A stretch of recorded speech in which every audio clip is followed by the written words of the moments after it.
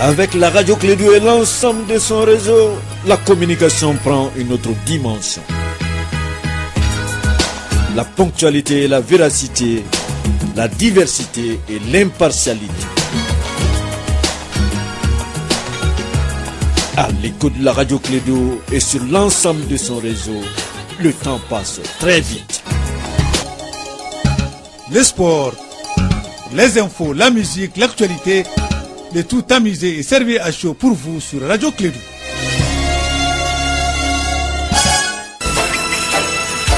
Radio Clédou, le journal avec Sotelma Malitel.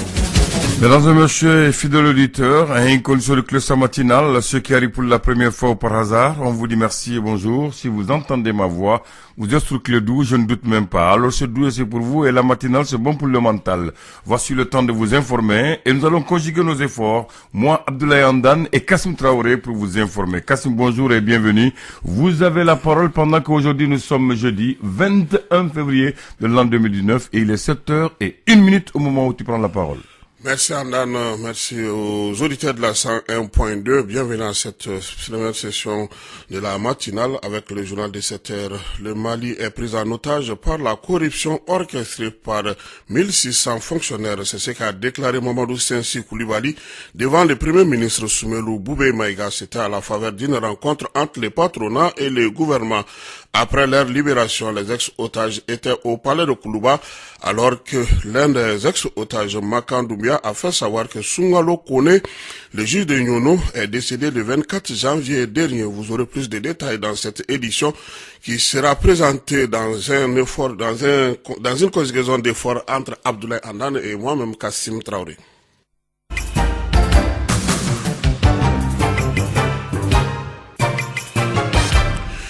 Après leur libération, les ex-otages étaient venus saluer et remercier le président de la République pour ses efforts déployés et les efforts du gouvernement dans le dénouement heureux de leur situation dans laquelle leur vie était en danger. Écoutons respectivement Makan Doumbia, le préfet de Tenenkou et notre confrère Isiaka Tamboura au micro de nos confrères de l'ORTM.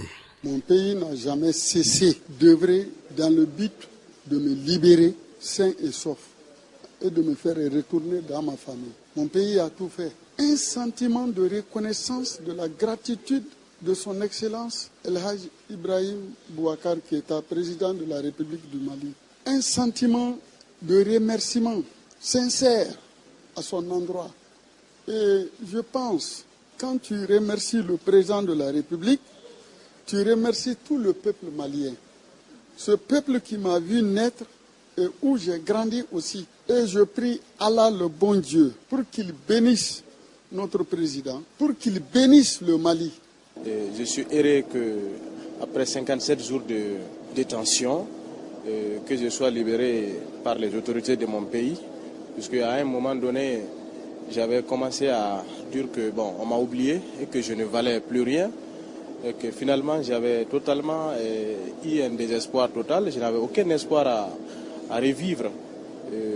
Voilà, les autorités de mon pays se sont débrouillées et sont parvenues avec une efficacité à me faire libérer. Je remercie le président de la République pour ses efforts, pour tout ce qui a été fait pour parvenir à notre libération. C'est un message de remerciement, un message de paix, de réconciliation pour tous les Maliens.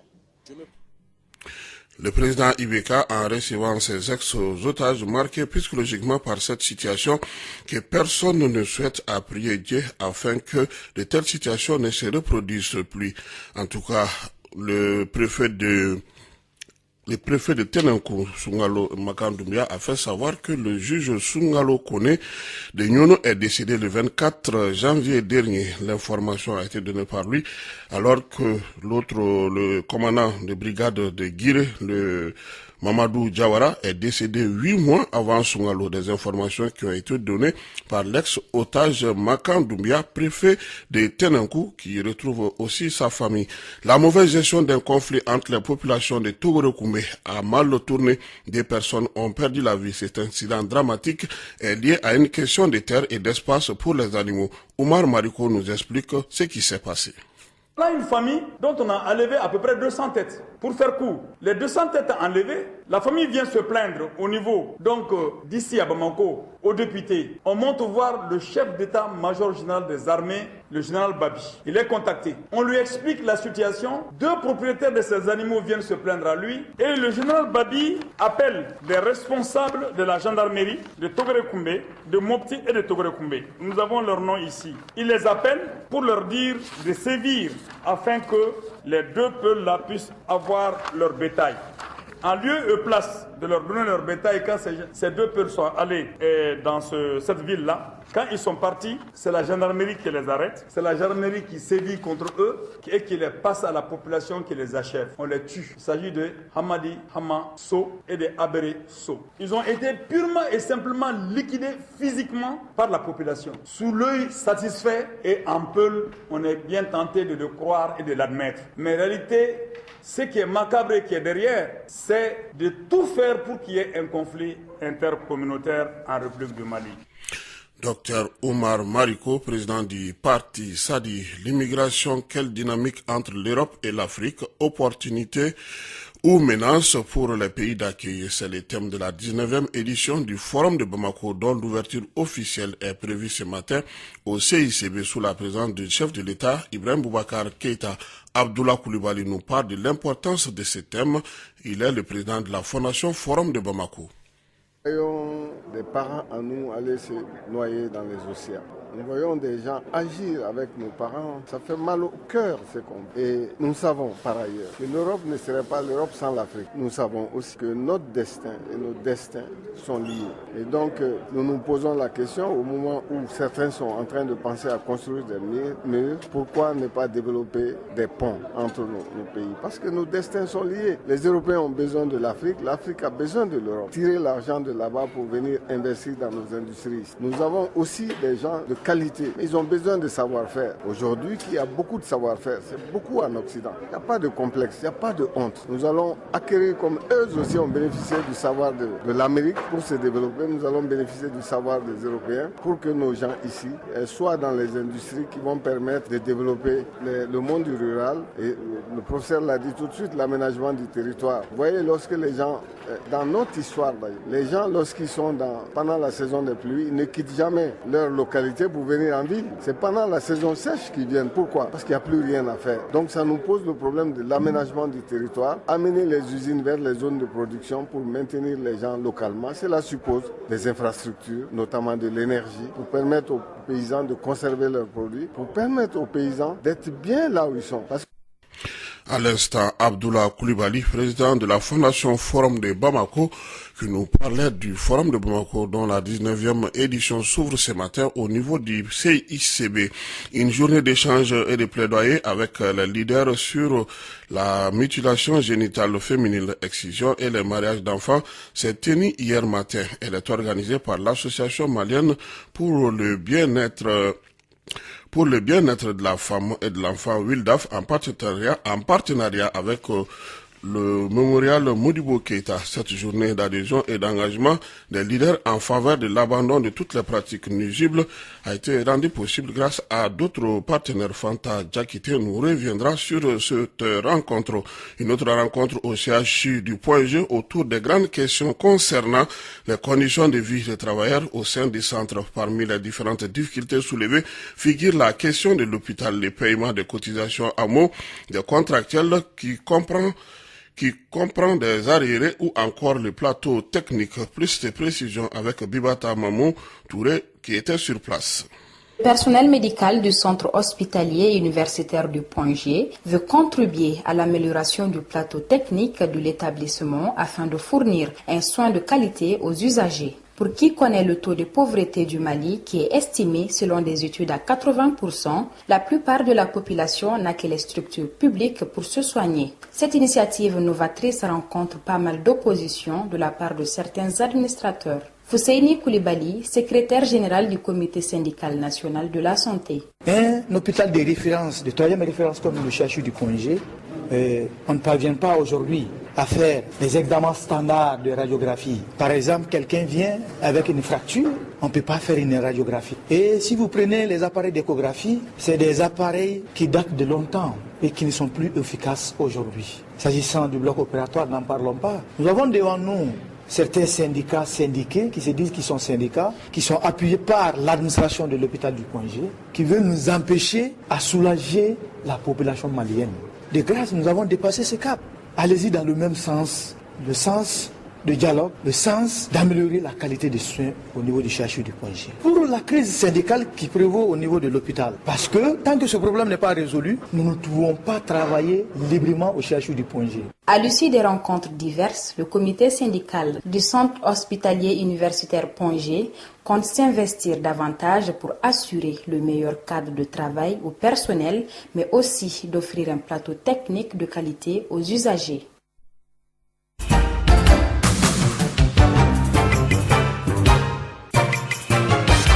Le temps de la semaine des énergies renouvelables donné hier à Bamako pendant 5 jours, les performances et les expériences énergétiques inépuisables du Mali, d'ailleurs, sont exposées au Mali. Exposition, rencontres d'affaires, concerts sont entre autres au menu de cette semaine.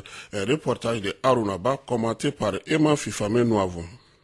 La Semaine malienne des énergies renouvelables est organisée par l'Agence des énergies renouvelables du Mali et le ministère de l'énergie et de l'eau dans le cadre du projet d'appui à la promotion des énergies renouvelables PAPERM en partenariat avec la Banque africaine de développement. Objectif: promouvoir les investissements dans le secteur des énergies renouvelables. Ce forum international vise également à faire connaître de première main les politiques maliennes d'investissement public ainsi que les initiatives, les lois et stratégies mises en place pour le secteur des énergies renouvelables dans un cadre coordonné avec les partenaires techniques et financiers du Mali pour fortifier sa présence sur les nouveaux marchés internationaux émergents. À travers cette rencontre, l'État malien compte attirer investisseurs et industriels au Mali pour répondre aux besoins de la population et du secteur industriel en énergie afin de développer l'économie malienne, favoriser la création d'emplois et sauvegarder l'environnement. Les investissements dans le solaire, biomasse, biocarburant, éolien, efficience énergétique et micro-hydroélectricité sont au cœur des activités pour plusieurs dizaines de stands d'entreprises nationales, régionales et internationales à la pointe du développement énergétique durable, des organismes bilatéraux et multilatéraux actifs dans la facilitation et la promotion de ces secteurs, ainsi que des représentations nationales de pays soutenant le Mali et la mise en échelle des énergies renouvelables. La semaine des énergies renouvelables prend fin le samedi 23 février prochain. Bamako accueille du 30 novembre 2019 au 1er janvier 2020 la Biennale africaine de la photo. Cette 12e édition entend célébrer les 25 ans de la photographie africaine.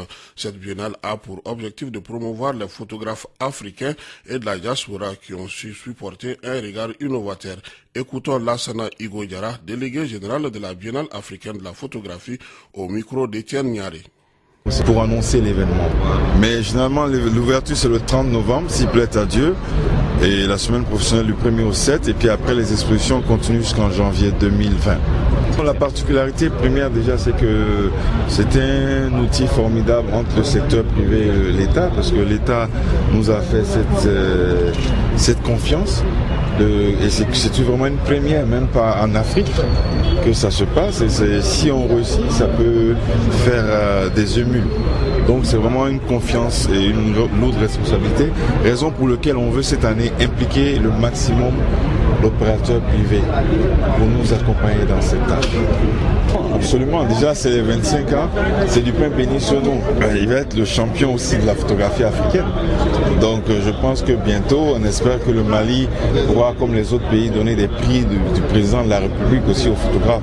C'est vraiment une chance pour nous et on fait un pied d'appel qu'il soit aussi le champion de la photographie africaine. Page invitée de cette édition, le Mali est pris en otage par la corruption orchestrée par 1600 fonctionnaires connus de tous, selon le patron des patrons Mamadou Sensou Koulibaly. Les 200 fonctionnaires de l'État les plus corrompus doivent être remplacés. Mamadou Sensou Koulibaly l'a fait savoir lors de la rencontre entre le patronat et le Premier ministre pour présenter le projet de développement de l'État malien 2018-2023. Nous vous proposons un extrait de son intervention après cette rencontre. Les fonctionnaires ont pris en otage le secteur privé aussi. Donc du coup, on est sous la coupe d'un certain nombre de fonctionnaires véreux, des fonctionnaires malpropres, des fonctionnaires qui ne pensent qu'à eux-mêmes. Aujourd'hui, la fonction publique, c'est 16 000 fonctionnaires qui ont pris en étage tout le monde. Sur les 16 000, nous pensons le secteur privé qui a 1600 fonctionnaires qui sont des gens à bannir du secteur public, des gens qui doivent disparaître de la sphère publique. Et ces 1600 personnes, c'est eux qui ont pris en otage la population malienne. Ils ont pris en otage le secteur privé. Moi, je préfère parfois même être en face d'Amadou Koufa que d'être devant ces fonctionnaires malpropres qui sont en train de gérer la vie publique. Les projets qui vous ont été présentés aujourd'hui, est-ce que vous allez prendre votre part? Les projets, c'est le secteur privé qui va réaliser, ce n'est pas la sphère publique, c'est le secteur privé qui va réaliser l'ensemble de tous les projets. Le public n'a ni les moyens, ni la capacité aujourd'hui. C'est nous qui le faisons. C'est nous qui allons mobiliser les fonds. C'est nous qui allons réaliser les travaux. Le secteur privé joue son rôle. On a des moyens de lutte pour que l'État, les gouvernants de ce pays, le Premier ministre et le gouvernement prennent des décisions pour nous débarrasser de ces 1600 fonctionnaires qui ont pris en otage l'État malien. On ne dit pas de les renvoyer, de les mettre dans la rue, mais qui n'exercent plus de fonction de responsabilité. Si ça se fait, tant mieux. Si ça ne se fait pas, on va suspendre le paiement de nos impôts et taxes dans les jours à venir. Ça, c'est un premier ce qu'on va faire. Un second, c'est de dire à tous les partenaires au développement du Mali, à tous ceux qui sont là pour le développement de ce pays, pour leur dire que voilà un certain nombre de fonctionnaires où l'obtention de leur visa dans les chancelleries est conditionnée à la justification à l'origine des fonds qui vont servir à acheter le billet, à payer les frais d'hôtellerie et de restauration en Occident. 3, c'est de dire à ces chancelleries aussi que si on envoie les enfants étudier, leurs enfants à étudier en Occident, il faudrait qu'ils justifient les fonds, la provenance des fonds et comment ces fonds ont été acquis. Et on va demander aussi à ces mêmes partenaires, parce que c'est eux qui sont en train de nous aider, ils nous aident avec les fonds publics de leur pays. Et ces fonds publics qu'on nous donne ici sont détournés par ces mêmes fonctionnaires. Donc on va passer dans chaque Assemblée nationale de l'Occident, écrire à tout le monde, voilà ce qu'on fait avec vos fonds que vous distribuez au Mali pour un certain nombre de projets. On va demander à ce que tous les enfants des fonctionnaires scolarisés dans les écoles, le lycée français ou le lycée américain, de justifier l'origine de leurs fonds. Vous voyez, on a tellement de mesures, on a tellement de choses à faire qu'on peut débarrasser ce pays de ces 1600 fonctionnaires qui sont malhonnêtes vis-à-vis de leur population, qui sont malhonnêtes vis-à-vis des gens qui les ont nommés là-bas. Et on ne va pas accepter cela. Il est temps de dire merci à ces fonctionnaires et que la jeunesse puisse trouver sa voie. Même ils ne sont même pas aptes aujourd'hui à travailler. Ils ont tous plus de 55 ans. Bon, qu'est-ce qu'ils peuvent faire dans l'administration les jours où on va digitaliser l'administration publique? C'est eux qui empêchent la digitalisation de l'administration. 1, ils ne savent pas utiliser l'outil numérique. 2, si on l'utilise, ils ne pourront plus voler, ils ne pourront plus prendre en otage la population malienne.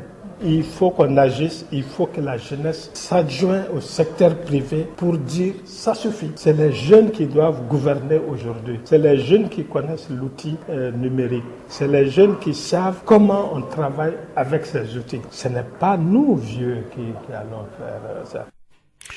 Mamadou Sensi Koulibaly, président du Conseil national du patronat du Mali par rapport aux 200 fonctionnaires véreux, comme il l'a dit, qui doivent être chassés selon lui, car il faut une digitalisation de l'administration malienne. Ablandan, c'est ce qui met un terme à cette première session de l'information sur la 101.2. Voilà qui est bien dit. Si les autorités ne peuvent pas faire, on leur donne des idées. Alors, nous sommes jeudi, le débat politique, l'invité ou les invités.